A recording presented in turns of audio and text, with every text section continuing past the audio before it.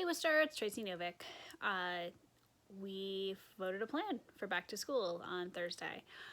So for those who are still trying to sort of pull their heads together around what it is that we decided, the Worcester plan is that all Worcester Public School students will be fully remote for at least the first quarter, which gets us to the middle of November. That includes all students that were in what we were calling Group C that we've still been talking about right up until the last couple of days. That does mean that all students need their own technology. So one of the things that will be happening over the next couple of weeks is that schools will be reaching out to families and ensuring that families have a Chromebook for every student. You may have caught that there was a passing reference in the Telegram article to our latest order of 5,500 Chromebooks not coming until October, which of course is alarming, but it turns out we do still have 16,000 of them in buildings, so those are still going to be going forward. When that outreach happens, one of the things that people will be checking is that families have connection, because as some of you may know, we've already been handing out hotspots over the summer for students who were doing summer work, and we still have some of those left. So ensuring that families have connection, ensuring that students each have a device is part of the work rolling into September. Students don't come back until September 15th. By come back, I mean go to class until September 15th. Teachers did not have a change in their day. What has happened is we've shifted the number of days that students have. The commissioner rolled our school year back from 180 days to 170 days.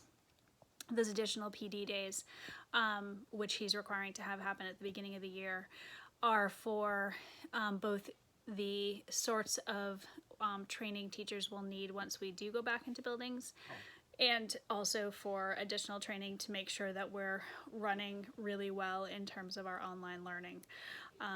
So that's obviously something that's happening too. As you may have noted, one of the things that Mayor Petty announced at our meeting was that for the first quarter, teachers who choose to teach from home can do so. There are some building-based staff that are in the buildings, but for teachers who wish to be at home, they can.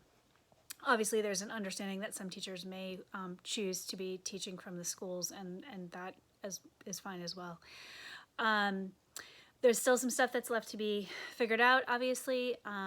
Sports, there was some guidance that came out from the state late in the week that now has gone to DESE and to MIAA. They're figuring out what that's going to mean.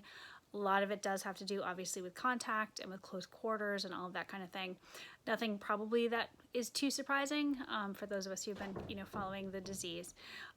There's been some conversations around clubs and those kinds of things, and whether or not those can meet remotely. That's a conversation that's happening. There is a plan around putting together some student supplies, so it won't just be Chromebooks that people are working on. So that's something else that you'll be hearing about.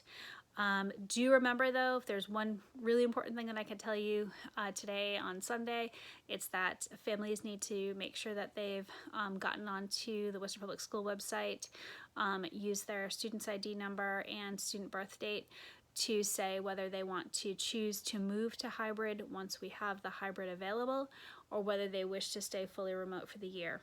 The reason we're asking for that now is because we're partly assigning classes based on that. So if you could make sure that you do that if you haven't already, that would be very useful. As always, if you have any questions or any of this is unclear, please get in touch. And otherwise, stay home, stay safe, and please wear a mask if you're out. Thanks.